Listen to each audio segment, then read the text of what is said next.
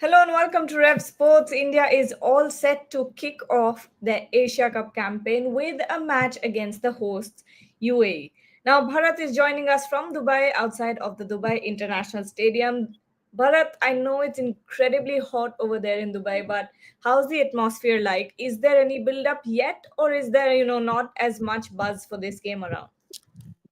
Yeah, actually now it is decent enough. The build up is decent enough. When I came maybe 15 minutes ago, I could hardly see anyone, but now I see at least a few of them. So at least for India versus UAE game, I would say the build up is decent. Yeah, maybe for a very big game, you would expect a lot more crowd, but for this kind of a game, I think it is decent build up. And as far as the weather is concerned, yeah, it's cooled down a little bit, thankfully. By around 5:30 here, Dubai Standard Time, it has cooled down a little bit. But it's still quite hot and humid. More than hot, it is humid. So one has to get acclimatized to it. Also, 100 in today's game, SR is saying. So not as much. I mean, what time is it right now in Dubai? I'm guessing 2 hours behind. So around 5, Wonderful. 5:30. 5:32 it is. 5:30 right now. So there's still a lot of time for the build up to start. I think around half an hour more and the crowds will start pouring in. Obviously, whenever India plays, no matter what game it is, against whoever it is, there will always be a good crowd. Hopefully we get to see a bit of fight from UAE today, because we know that India are going in as favorites. India are the much stronger side here. um, Bishal Das is saying Shivam Dubey is marking his run up at the moment. So we don't have anyone inside the stadium as of yet, because Rohit Juglan is also live on the Hindi channel. But does that come as a surprise to you if Shivam Dubey makes it to the team, Bharat? I honestly told you, right, even in that live show previously, that he had a long net, long batting net. That's something I wrote in the copy as well as said in my video, that he had a long net. He bowled a little bit, he batted for a long time. So that's an indicator that Shivam Dubey would get in. Also, Gautam Gambhir likes to have a long batting order. That again encapsulates the point that Shivam Dubey would likely get in, because he likes to have players down the order who can come in and play the big shots and bowl a few overs. I'm not saying Shivam, I'm convinced about Shivam Dubey or on those lines, because I feel he's hitting, even with his hitting prowess, sometimes he's a bit limited in terms of the areas that he targets. And despite being 6 feet 4 inches, he's not someone who bowls the heavy ball. But having said that, I think Gautam Gambhir likes to go that way. This coaching staff likes to go that way, have a long batting lineup. So I would say I'm not very surprised. Yeah, Sanjay Shinde is saying hello, friends. Hello, Sanjay. Um, India must bat first if they win the toss. We want to see a 200 plus score. I think it's a given that if India wins the toss, they're going to bat.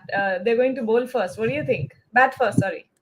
Yeah, I haven't seen much of due factor coming into play over the last couple of days, but India might not take much of a chance at bowl first. But having said that, as I noted, when I walked barefoot at the ICC Cricket Academy, that is about 5 minutes away from here, I didn't feel as if there was a lot of dew. Let's not completely underestimate UAE. I know they will lose, but they still have some couple of hitters. Mohammad Wasim has over 100 international sixes. Asif Khan has always been a thorn in the flesh of the Nepal team. If there is any Nepal fan, cricket fan, he would agree. Every time Nepal plays the UAE, it seems like Asif Khan turns out to be a thorn in their flesh. And they have a couple of medium pacers, Junaid, and another one is Jawadullah. It so happens that every time I try to pronounce Jawadullah, I remember Jalauddin, that old Pakistani left arm bowler. For some reason, I get his name. So yeah, they're a decent lineup. They played decently in the try series again recently against Pakistan and Afghanistan. Yes, they will lose, but I'm not completely underestimating, especially their batting lineup. Yeah, lots of questions coming in here. Vishal is saying, looks like Shivam, Arsh, and Jitesh are in the playing 11. I think we've been saying that. I think it's very along the expected lines. Doesn't seem like Kuldeep will make it to the team. Bishal is saying Varun Chakravarti and Shivam Dubey have marked their run-ups, and Arshdeep Singh too. Jitesh is practicing catches with T. Dilip but can't spot Sanju Samson in the middle. Bharat, you've been following Sanju Samson for the past couple of days in the practice sessions. You've written about him as well, that and others have also reported. Rohit Juglan has been there from the very start for Rev Sports, and he said that Sanju does not look like he's in the highest of spirits because it seems like he's got the message that he won't be a part of the team. But what do you think, Bharat? See, if you want me to give a report, 2 days ago, he came at around 5:15 p.m. Dubai Standard Time, local time. I think you only edited that particular copy, and he took over the wicket keeping duties just for 5 minutes. Then I was watching Bumrah and the rest, and I was suddenly wondering where is our Sanju Samson. He disappeared out of sight. It took me another 1 hour to again see him in the practice session. He was coming from behind the main net. So it was most likely he was taking some throwdowns behind the main nets. But in the any of the main nets, he was not batting. It was Tilak Varma. It was Surya Kumar Yadav. It was Shubman Gill. It was everyone else took their turns. But I couldn't see Sanju Samson. So that's an indicator. Even yesterday, he didn't come over for the training session, the practice session. He was one of the 5 players who missed out. And so it's unfortunate for Sanju Samson because he scored three T20I tons in the last 12 months. But that is how it works with Shuman Gill coming into the equation. He might have to miss out because Jitesh Sharma is better suited to bat lower down the order. And Tilak Varma over 14 T20I games for India, averages over 55 and has a strike rate of 170 at that position. Shamik, we're talking about obviously the playing 11 at this point. Talking about Sanju Samson, uh, a lot of people in our comment section are saying that Shivam Dubey is marking his run up, Varun Chakravarti is marking his run up, Jitesh Sharma is currently practicing catches with T. Dilip, but Sanju is nowhere to be seen. I think you've also been one of those people, Shamik, who have been saying from the very start that as soon as Shubman Gill came into the team, his place was virtually knocked out of the team. Yeah, absolutely. Either you play Sanju Samson as an opener, and or you don't play him at all, because at the back end of the innings between Sanju Samson and Jitesh Sharma, 100 times out of 100, you would pick Jitesh Sharma because he is a designated finisher. Sanju Samson is not. I mean, his exploits are at the top of the order, and he is a top order batsman. He is the designated opener. But once Shubman Gill came back to the fold, you cannot play Sanju Samson over Shubman Gill. Simple as that. It is down to quality. It is down to quality. I mean, you cannot. It's not just because Shubman Gill is the vice captain of this side, but as far as quality is concerned, you cannot play Sanju Samson over Shubman Gill. Now, Abhishek Sharma.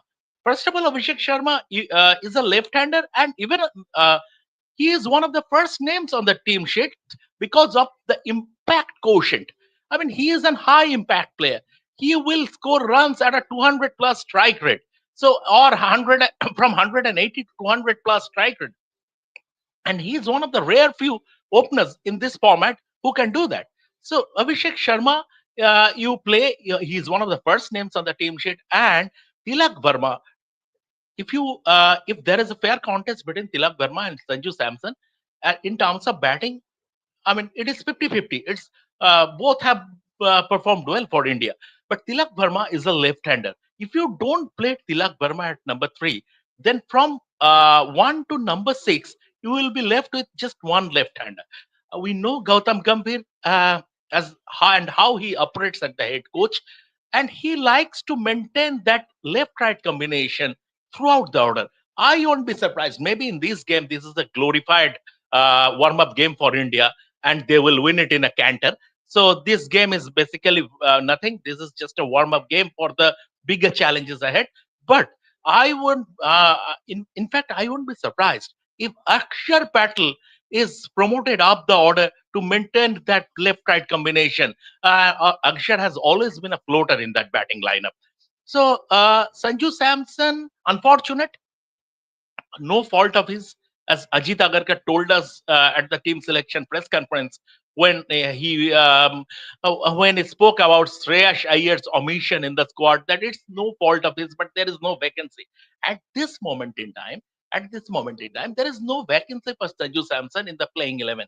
And if we go back to um, Shibam Dube marking his run up, I don't read much as far as Shibam Dube marking his run up, in the sense that at international level he is right arm nothing, but it is about his batting, and the batting depth he will bring, the power hitting he will bring to the fold. I'm not too sure how much that would be required against a side like UAE. Rather, you play someone like Kuldeep and give him game time ahead of the Pakistan game, because in Pakistan game you will need him.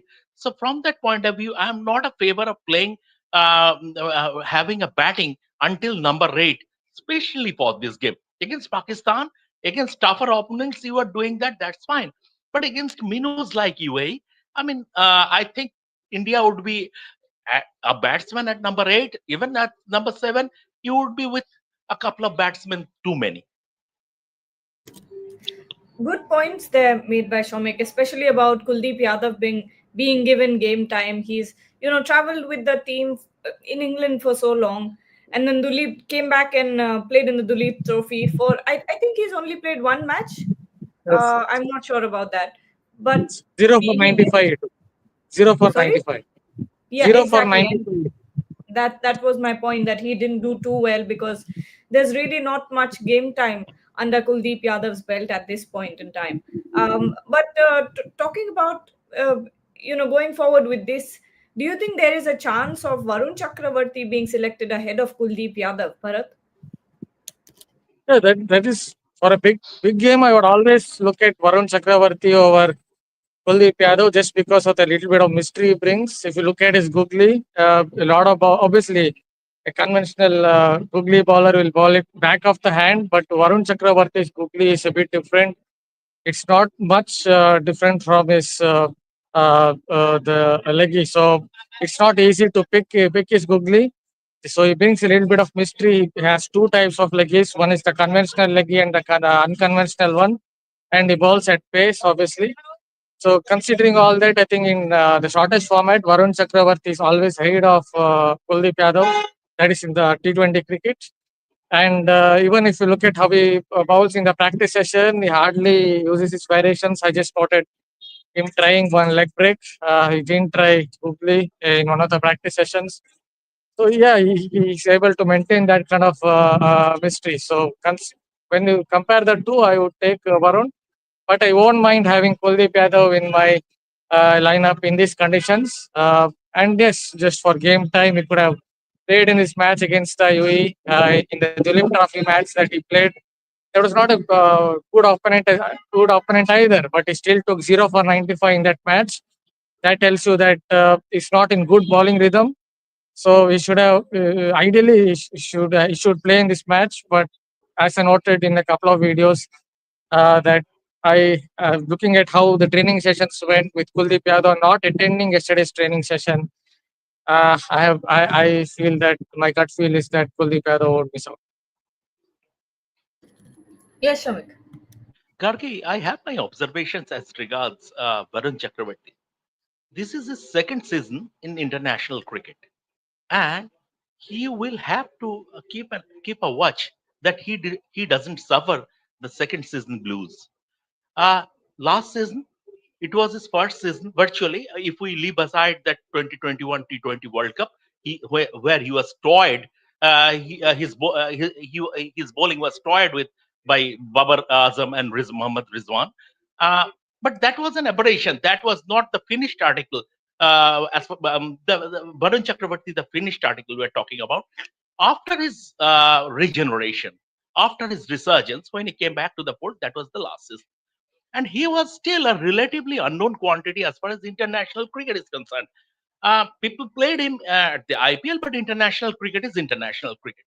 Now, with this host of data analysts, bowling coaches, sort of a lot of support stuff, I mean, every team is dissecting the bowlers threadbare, right? And obviously, I mean, his mystery, whatever it is, his mystery, his variations would be dissected as well. So, from that point of view, the challenge for Varun this season is to avoid the second season blues, because we previously we have seen many cricketers been affected by this second season blues. Absolutely. Ashok also joins us. I believe he's outside of the stadium as well. Are you Ashok? Yes, Gargi. I'm just outside the stadium, and I must say that what seemed like an initial kind of lukewarm kind of a response is now transforming into a lot of excitement, especially given that it's India's first outing. I can see a lot of blue all around, and fans are streaming into the stadium as I talk. What's the heat like, and how's the build up? I can see a lot of traffic behind you, but the the heat gets to you, doesn't it? Yeah, I think that's going to be something that we are going to have to watch out for. I mean, if you saw the match yesterday, there were as many as seven simple catches that were dropped, presumably because of the high humidity, and that's going to be a factor to contend with. I don't think that's changing in a hurry, and that's something we'll have to look at in terms of the weather as it exists in this part of the world anyway. Absolutely. We've got some questions. Let's talk to our viewers also. Sanjay Shinde is saying, after watching Tri Nation Series in Sharjah, all wickets were spin friendly. Do you think just 50 kilometers away, behavior of the pitches changes? Pitches can change, the behavior of the pitch can change even if they're side to side. It depends on what's being used to make them and the composition of the pitch. But Bharat, take this comment. See, one thing I will add is square at Sharjah Cricket Stadium is very old. I did have a chat with the curator last year as well during the Women's World Cup, and I understood that the square at the Sharjah Cricket Stadium is very old. As you know, it's an old stadium now. I don't think they have dug up or kind of tried to renovate that square. So that is what it is. At Dubai, I think you will still get slow pitches, but I think there will be a little more bounce comparatively. What I have seen is the curator here tends to leave a little bit of dry grass so that the pitch holds together and there will be a little more bounce. Occasionally, not all the times. Occasionally, when the weather gets a little bit cooler, it seems like it swings a little bit at this particular stadium. Noted this when New Zealand played India in the Women's World Cup last year when uh, what's her name? Rose Mary, I think, swung the ball lot, and took a couple of wickets up front and put India women under a lot of stress, lot of trouble, and from there India couldn't recover. Occasionally it swings a bit. Otherwise, I think you will get a slowish pitch, but not as not as slow as what you generally see at the Sharjah Cricket Stadium because the square at the Sharjah Cricket Stadium is very old. All right. This is an interesting comment because the Indian team, I think everyone has this. Pretty much everyone has this, expectation of the team to only come back with the trophy, and anything less than that will be considered a failure. That is what Cristiano Ronaldo is saying to us. Anything less than a trophy is considered a failure for this team. What are your thoughts about this, Shamik, Ashok, both of you? Starting with Shamik. Um, he is right. I think sort of he is wrong.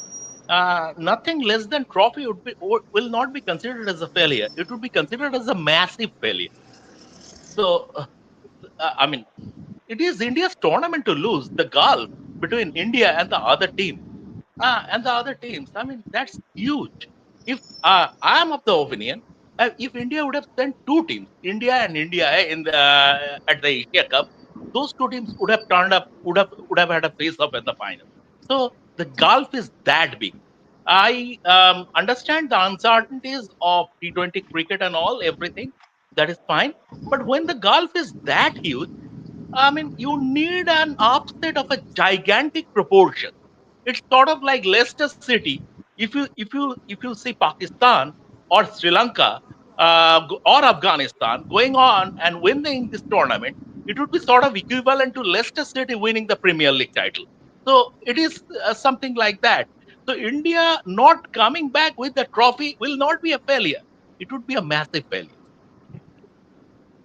Ashok, your thoughts on I this? agree.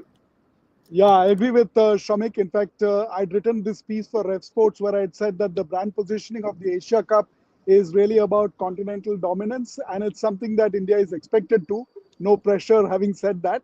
Uh, I think if one of the other teams were to actually stage a victory, it would be called an upset. And an upset, by definition, means that, it is something that is unexpected. I agree with Shramik completely that it is not just a failure, it will be a massive, massive failure. Bharat, another comment for your transformation. Look, Fitmonk is saying not able to recognize Bharat sir. That's some transformation, man. I think more than anything else, as much as we talk cricket, we talk about Bharat's looks and how it changes from time to time. But this is the classic Dubai look. Okay, a lot of This time we saw a little bit of crowd here. That's all. That's why I yeah, came this side. yeah, yeah.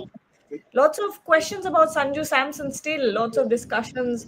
Um, there was one that I wanted to take. Okay, Filmi is saying comparing Sanju's quality with Gill's quality is hypocrisy in T20s, who is not a part of World Cup squad. Shamik, would you like to address this? Uh, Quality is quality, right? Irrespective of the format. A covered drive is a covered drive. A perfect covered drive is a perfect covered drive, irrespective of the format. A perfect in swinger is a perfect in swinger, is irrespective of the format. And Shubman Gill. Shubman Gill is pure quality. He is unadulterated quality. I have no way am I disrespecting Sanju Samson. I mean, he's played brilliantly over the last 12 odd months, 10 odd months. He played brilliantly for India.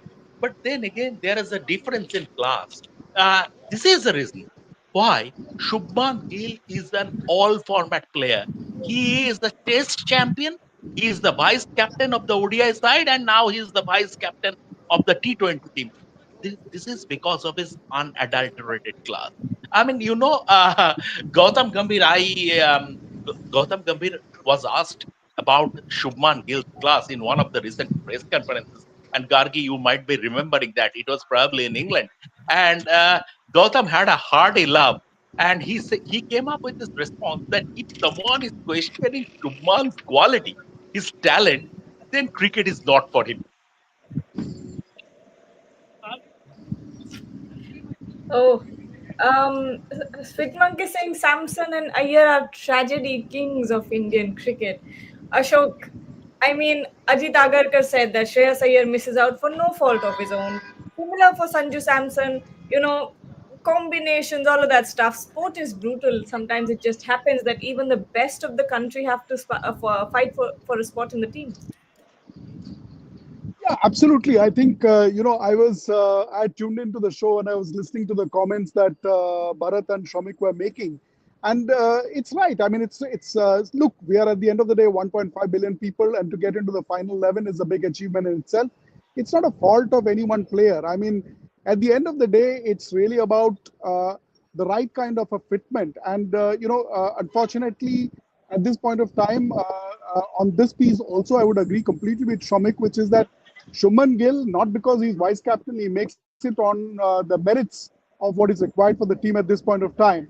And therefore, having said all that, it is just one of those things that sport does to you. But then I think in the total picture, sport gives you many more opportunities. And it is really about staying the course and figuring out where you fit in. And I think, you will get your chance under the sun sooner rather than later.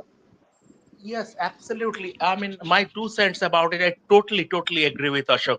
I mean, it's not the if Sanju Samson doesn't get a chance, doesn't get an opportunity to play, to feature in one of those, any of these matches at the Asia Cup, that's not the end of the world. You've got to think about Abhimanyu Ishwaran. Can you The say poor again? guy went to Australia as a reserve opener. He went to England as a reserve opener, didn't absolutely get a game. Why? He has a first class average of 48 plus. He has been a first class cricket thoroughbred, domestic cricket thoroughbred, but he didn't get a chance. So it's not only Yashasvi, about there's Sanju. It's not only about Sanju Samson. It's not only about Sanju Samson. It's about the other players also. Why didn't Abhimanyu Sharan get a chance? Because there was no vacancy at the top of the order. Because KL Rahul and Yashasvi are designated openers. It is Sanju's case is pretty similar to that. Absolutely no disrespect to Sanju as a cricketer. We'll get back to Sorry, you, Shamik. I think, sorry, yeah, yeah, Ashok. Gargi. I've got Salman here. He was walking briskly towards the stadium to watch the match, and I thought it'll be interesting to have a quick word with him. Salman, Hey welcome to the guys, how are show. you doing? Thank you. Let's go India. Let's win. Yeah. What are you looking for today in terms of the match? What are your expectations, To Salman? be honest, I'm expecting to India for sure is going to win, and my best wishes with India. Yeah. Wonderful. Yeah. Any message for the Indian team? Yeah. That's it. Let's rock it, India. He says, "Let's rock it, India." As I said, Gargi, I think the excitement is surely building up, and I can see that there is a palpable increase in terms of the excitement all around. Fans are coming in terms of wearing the colors blue, and there's a lot of excitement building up. Thank you, Salman. Thank you. Thank you for having me. Thank you. All right. Okay, more questions that I wanted to take here. Bharat, a lot of people are asking you about the pitch and what is it going to be like, the new factor. I know it's a recurring question, but tell us about it because you're there. Yeah, I think I just touched upon it a little bit. You expect it to be on the slower side. I think the creator here leaves a little bit of dry grass just to hold it together. So it won't be as slow as what you generally see at the Sharjah Cricket Stadium, where the square is very old. Because of that, the scores there could be lower.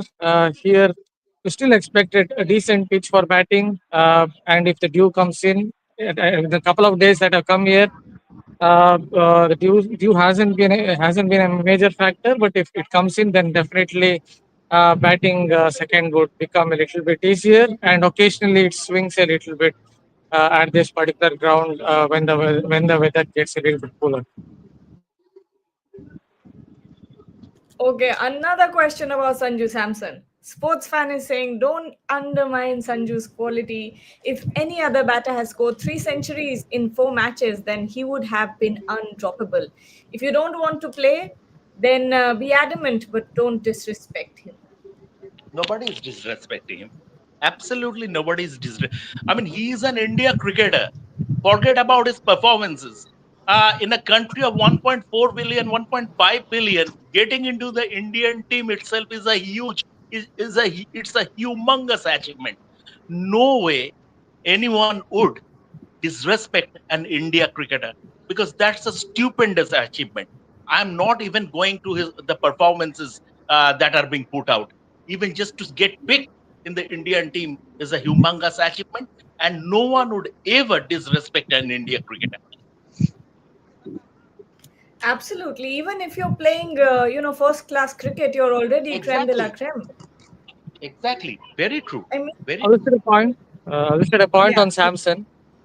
I think shorter the format, the difference between Gill and Samson is less and lesser. So, yes, Samson can feel that he's unlucky because he scored 300s, as it was noted. But with Gill coming into the equation as a vice captain, then uh, Samson had to be, I think, will be left out because I'm not very sure of him batting at number 5. But I don't think the difference between Samson and Gill in the shortest format of the game is huge. Okay, Fitmonk is saying, Dear Gigi, Sanju deserves Kaju Katli. Please don't give him Son Papdi. Ashok, your 2 cents on the Sanju Samson debate. We Yeah, keep I coming think back. look, yeah.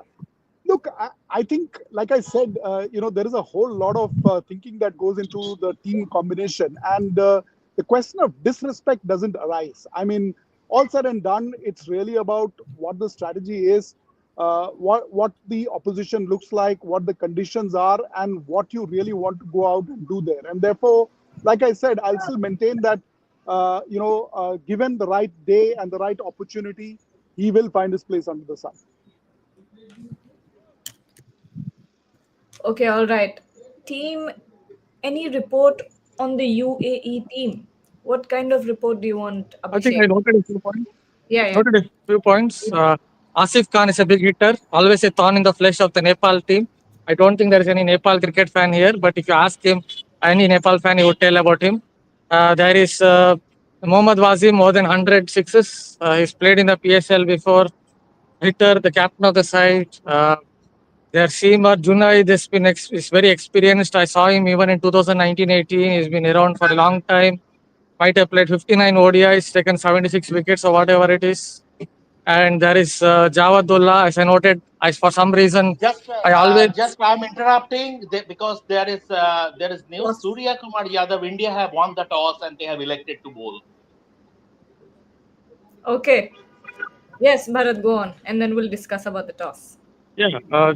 As I noted, last one point, Javadullah. Thankfully, I'm getting his name right because I always pronounce him as Jalauddin, the left-arm bowler from Pakistan who played in the 80s. For some reason, I get his name. Obviously, not talking about Jalauddin Akbar. But yeah, the left-arm bowler is decent.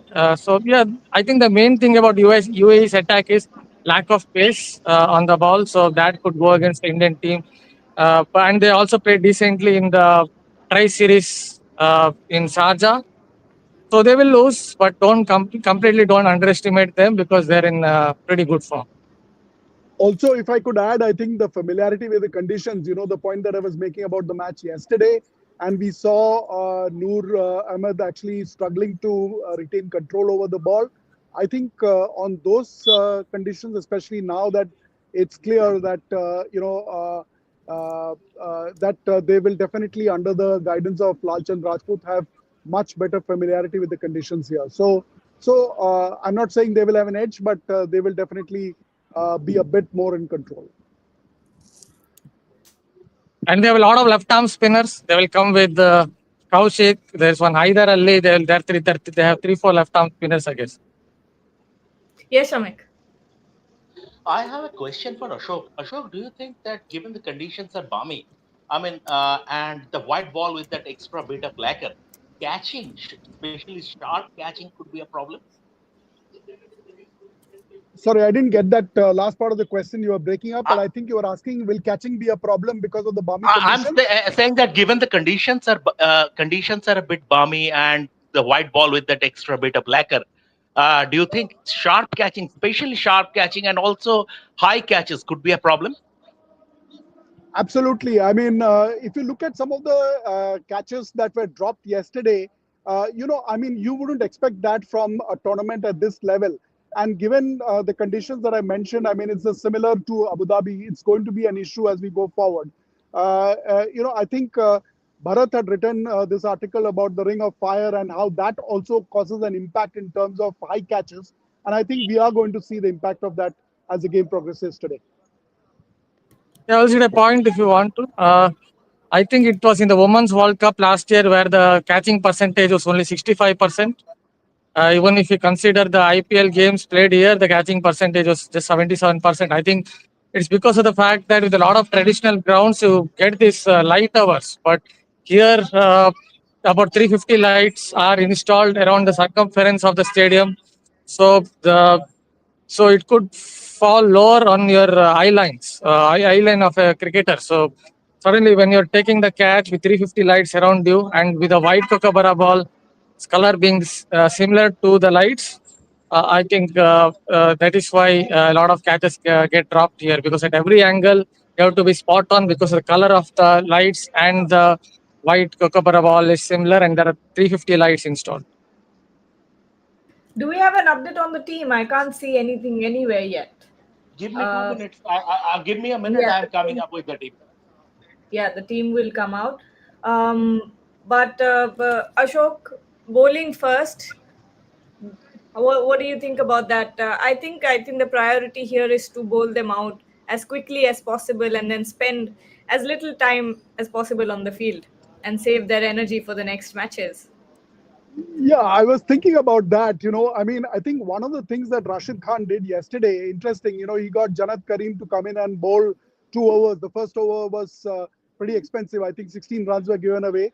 But I think the strategy there was to get all his players to kind of run in, get a feel of the game, of the ground, and maybe it's going to be a little interesting to see whether how you balance out that versus what you just said, which is how quickly do you bowl them all out. So it's going to be interesting to wait and see. But of course, the idea will be to go and put a stamp over the game for sure. Absolutely. Okay, so Jitesh Sharma, Arshdeep Singh, Rinku Singh, Sanju Samson is playing, by the way. Sanju Oh, Samson is playing. oh. Sanju Samson is playing. But Jitesh Sharma, I think one more name I'm just coming up with. I'm just coming up with. Mm, So Sanju plays down the order. Is that the call that's being no, taken? Or is it that Tilak Varma gets pushed down and Sanju plays at three? Is that, I mean, not sure with the combination until and unless we see the team list, we're not going to be able to figure out what the batting order is going to be. Sanju in, Jitesh out. Give me 2 minutes. I will figure this out. Yes, Shamik. so the thing is that Harshit Rana, Arshdeep Mm. Singh, Rinku Singh, and Jitesh Sharma are out. Oh, So Arshdeep, Jitesh.